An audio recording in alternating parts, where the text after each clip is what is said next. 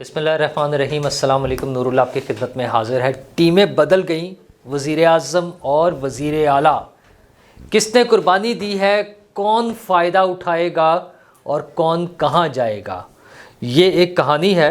تو دوسری طرف پی ٹی آئی نے اپنی ملک دشمنی ایک مرتبہ پھر ثابت کر دی ہے.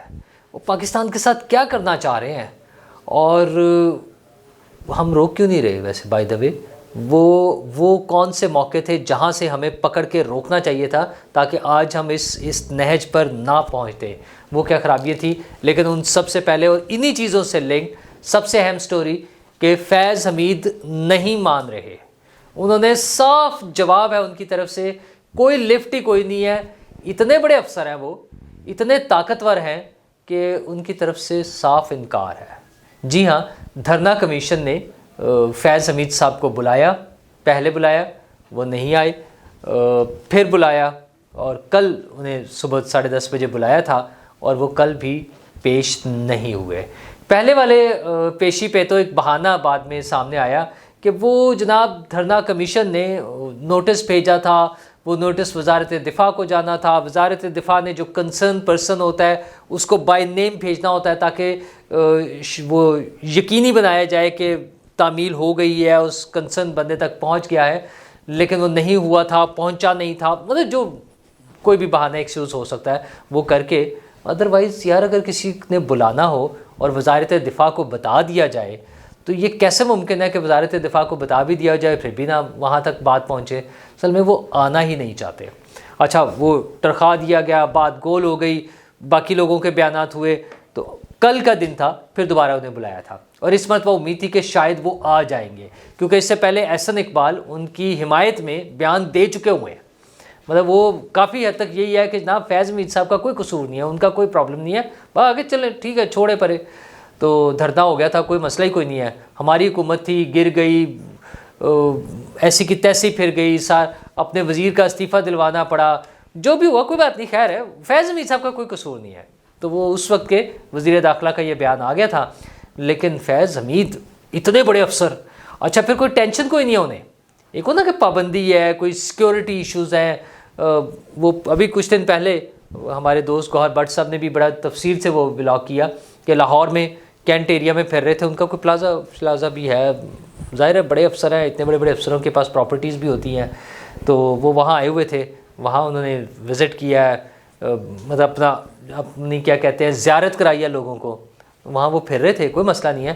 لیکن کمیشن کے سامنے نہیں جا رہے کیونکہ کمیشن کچھ پوچھ لے گا, اور کمیشن نے پوچھا تو یہ صاحب کے سٹیٹس کے خلاف ہے نا کہ فیض حمید صاحب سے کوئی پوچھے. اچھا ابھی تو باجوہ صاحب سوچے, اگر فیض حمید صاحب کا یہ عالم ہے تو سوچے باجوہ صاحب کو کس نے بلانا ہے بھلا. مطلب وہ کمیشن جو ہے یہ باقی لوگوں کے لیے ٹھیک ہے, اس وقت کے وزیر اعظم کو بھی بلا لیں, وزیر داخلہ کو بھی بلا لیں, وزیر اعلیٰ کو بھی بلایا ہوا ہے. آج شہباز شریف صاحب کی پیشی ہے, شہباز شریف صاحب کی کیا مجال, نہیں جائیں گے تو وہ وارنٹ ایشو کرا کے گرفتار بھی کروا سکتے ہیں. ویسے تو شہباز شریف صاحب چلے جائیں گے. شہباز شریف صاحب نے بھی باقاعدہ, آپ یقین مانیے, انہوں نے ایسی کلین چٹ دے کر آنی ہے. ویسے انہیں تو کلین چٹ کی بھی ضرورت ہے. انہوں نے کہا مجھے کیا پتا سر, میں تو وزیر اعلیٰ پنجاب تھا, لاہور میں مصروف تھا, وہاں پتہ نہیں کیا کیا ہو رہا تھا. تو فیض حمید صاحب کے خلاف بات کسی نے نہیں کرنی. لیکن یہ کتنا انفارچونیٹ ہے کہ وہ لوگ جنہوں نے سسٹم کو ڈی ریل کیا, جنہوں نے ساری تباہی مچائی, جنہوں نے ایک چلتی ہوئی حکومت کے خلاف سازش کر کے اس کو گرایا, نواز شریف صاحب کی چھٹی کرائی, وہ پروجیکٹ عمران خان کو انسٹال کیا ہمارے سروں پہ, وہ الیکشن کے رزلٹس بھی جیسے نکالے, جس طرح سے میڈیا کو کنٹرول کر کے انفلوئنس کیا گیا, خان صاحب کا وہ ڈھول بجایا گیا, خان صاحب کو ہیرو بنایا گیا, عمران خان صاحب کو, سارا کچھ کرنے والے لوگ وہ جب سپریم کورٹ کی ہدایات پر بننے والا جو کمیشن ہے اس کو بھی لفٹ نہیں کرا رہے. اور خبر تو کل کی یہ تھی کہ شاید یہ سوچا جا رہا ہے کہ ان سے ویڈیو لنک پر بیان لے لیا جائے. بھئی کیوں, ایسی کون سی پریشانی آ گئی ہے, کیا انہوں نے کوئی ایسا ایکسکیوز دیا ہے, کوئی ایسا وجہ بتائی ہے, پریشانی, کوئی تکلیف, کوئی خدا نخواستہ بیماری, کوئی اور ٹینشن, کوئی ایسی چیز انہوں نے رائٹنگ میں بھیجی ہے کہ سر میں اس وجہ سے نہیں آ سکتا اور مجھ سے بیان لے لیں. یہ تو کمیشن کا مسئلہ ہے نا. یار دوست تو یہ بھی کہتے ہیں کہ کمیشن کا تو بس نہیں چلتا کہ ان کے گھر جا کے ان کو جا کے لکھ کے دیں کہ سر آپ ہماری طرف سے کلیئر ہیں، آپ ہمیں کوئی پریشانی نہیں، آپ تو مائی باپ آپ نے کیا کیا تھا بھلا. یہ تو وہ پاگل تھے لوگ، وہ سائن بھی حکومت نے زبردستی آپ سے کرائے تھے، آپ تو کرنا ہی نہیں چاہ رہے تھے. اب الٹ چلنی ہے نا سٹوری. پہلے تو سٹوری یہ تھی کہ ان کا کوئی رول ہی نہیں تھا فیض حمید کا، انہوں نے زبردستی کیے تھے، وہ اس میں شامل ہوئے تھے ایگریمنٹ میں جو ٹی ایل پی کے ساتھ ایگریمنٹ ہوا تھا. اب جا کے سب نے کہنا ہے کہ سرکار یہ دیکھیں ہاتھ جوڑے ہوئے ہیں، ہمارا کوئی قصور نہیں، اور آپ کا تو قصور بالکل ہی نہیں ہے، بلکہ آپ کا کوئی قصور نہیں، اگر کوئی ہے تو ہمارا ہی ہے، وہ چاہے کمیشن کا ہو چاہے اس وقت کی حکومت کا ہو. تو فیض حمید کا فیض پتہ نہیں ان پر فیض کس کا ہے، تو وہ فیض جاری ہے. دھرنا کمیشن سمجھے فارغ ہے. تو ان کے اس رویے سے آپ میں ہم سب اندازہ لگا سکتے ہیں کہ دھرنا کمیشن جو بنا ہوا ہے اس کی کیا رپورٹ آئے گی. ابھی تو یہ بڑا طاقتور کمیشن بنایا ہے سپریم کورٹ نے اپنی طرف سے کر کے، جو حکومتی کمیٹی تھی اس پر انہوں نے اعتراض کیا، انہوں نے کہا نہیں وہ کچھ نہیں کر سکتی، ہم ایک طاقتور کمیشن بنائیں گے. دیکھیں اچھا وہ طاقتور بہت ہے، اس وقت کے وزیر اعظم اور وزراء کو اور سب کو بلا سکتا ہے، بس فیض حمید کو نہیں بلا سکتا. اور باجوہ صاحب تو ویسے ہی دور کی بات ہے، میرا خیال ہے وہ بھی نہیں آئیں گے. تو یہ سلسلے ہمارے ایسے ہی چلتے رہیں گے. اور انہی کی وجہ سے وہ جو ہمارا وہ تھا نا پروجیکٹ عمران خان، اور پھر اس پروجیکٹ عمران خان نے اصل نقصان کیا پہنچایا، وہ اس ملک کو مکمل تباہی اور بربادی کی طرف لے کے جانا چاہتے تھے. مطلب جو ہی ان کی حکومت جانے کا ٹائم آیا، انہیں نظر آیا کہ وہ پولیٹیکل پارٹیز ان سے الگ ہو گئی ہیں، اور فوج کا بھی مطلب انہیں نظر آیا کہ اب وہ جو ان کے سر پہ ہاتھ رکھا ہوا تھا فیض حمید نے اور باجوہ نے، تو ان میں سے کم باجوہ کا ہاتھ ہٹ گیا. تو انہوں نے پھر جو کچھ کیا اس ملک کے ساتھ وہ ہمارے سامنے ہے.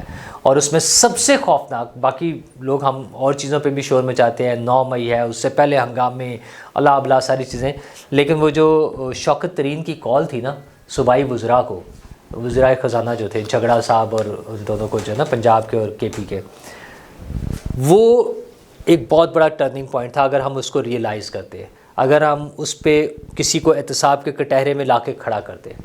وہ کال وہ یہ کہہ رہے تھے کہ آپ آئی ایم ایف اور ورلڈ بینک جہاں جہاں سے ہم نے عالمی اداروں سے پیسے مانگے ہیں اپنی ملک کی معیشت کو بچانے کے لیے، ملک کی معیشت کو چلانے کے لیے، ملک کے کاروبار حکومت کو آگے چلانے کے لیے، لے کے جانے کے لیے، وہ ان کو آپ خط لکھتے ہیں کہ جناب کوئی گارنٹی نہیں ہے، پاکستان کو پیسے نہ دینا، ہماری کوئی ذمہ داری نہیں ہے. مطلب یہی ہے کہ پیسے نہ دینا، ڈوب جائیں، مر جائیں، بینک کرپٹ ہو جائیں. اور وہ تو ڈھول بجاتے تھے نا کہ پاکستان کا سری لنکا والا حال ہوگا. اللہ کی کرنی بچ گئے تھے ہم، لیکن وہ ابھی بھی باز نہیں آئے.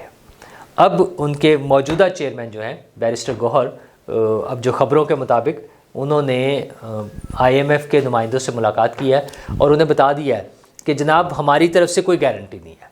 ظاہر ہے ایسے ادارے، عالمی ادارے، ان کے وفد نے پی ٹی آئی کے لوگوں سے بھی ملاقات کی تھی، تمام جو میجر پولیٹیکل پارٹیز ہیں ان سے ملاقات کرتے ہیں. وہ جب پیسے دے رہے ہوتے ہیں ان کو پتہ ہوتا ہے کہ کل کو یہ لوگ آئیں گے، حکومت میں شامل ہوں گے. انہوں نے کہا چونکہ انتخابات شفاف نہیں ہو رہے، مطلب ہمیں موقع نہیں مل رہا، تو ہماری طرف سے جواب ہے پاکستان پہ ٹرسٹ مت کریں. تو یہ پاکستان کے خلاف دشمنی، یہ پاکستان سے نفرت، یہ اپنی وہ دکھانا خصلت کہ اگر ہمیں اقتدار نہیں ملا تو وہ عمران خان صاحب والی بات کہ بم مار دیں، ایٹم بم چلا دیں، آگ لگا دیں، توڑ دیں، جلا دیں.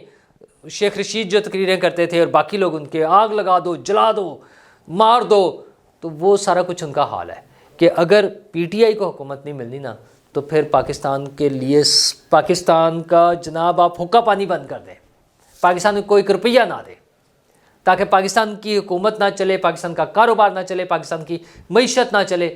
کیوں؟ کیونکہ ہمیں حکومت نہیں مل رہی. یار وہ ہے نا کہ کون لوگ ہیں یہ، کہاں سے آتے ہیں، اور ہمیں پتہ ہے کہاں سے آئے تھے.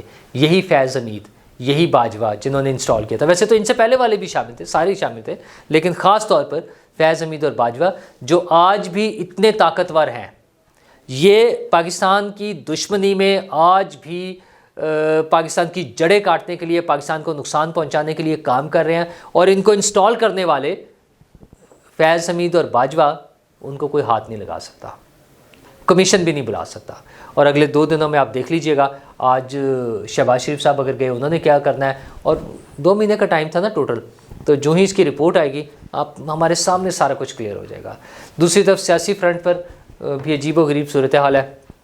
نون لیگ نے اپنے امیدواروں کا اعلان تو کرنا ہے, لیکن ان کے اندرونی جو کہانیاں ہیں وہ کئی دن سے گردش کر رہی ہیں. ایک تو حمزہ شہباز نے تھوڑا سا ذرا ناراضگی کا اظہار کیا تھا, ویسے تو کہتے ہیں بدتمیزی بھی کی تھی انہوں نے, لیکن ان کا کہنا یہ تھا کہ یہ لوگ جو ہیں ان کو ٹکٹس کیوں مل رہے ہیں, اور یہ لوگ جو پارٹی ورکرز, پارٹی کے لیے خدمات, پارٹی کے لیے قربانیاں, ان کو ٹکٹ کیوں نہیں مل رہے. تو حمزہ صاحب آپ کو کیا پتہ کہ کیا کیا مصلحتیں ہوتی ہیں, کیا کیا مجبوریاں ہوتی ہیں, کیا کہتے ہیں یقین دہانیاں کرائی ہوتی ہیں جو پوری کرنی پڑتی ہیں. ابھی چند دنوں میں نظر آئے گا ہمیں, جو ہی ٹک ٹاک کا اناؤنس ہوگا ہمیں ایسی چیزیں نظر آئیں گی کہ ہم حیران ہوں گے. لیکن وہ ان اجلاسوں کی ایک سٹوری یہ ہے کہ شہباز شریف صاحب, نواز شریف صاحب, مریم نواز صاحبہ اور حمزہ شہباز, چاروں کی موجودگی میں یہ چیز بڑی کلیئر کٹ ڈسکس ہوئی شہباز شریف صاحب کی طرف سے کہ مریم نواز ہماری وزیر اعلیٰ پنجاب ہوں گی.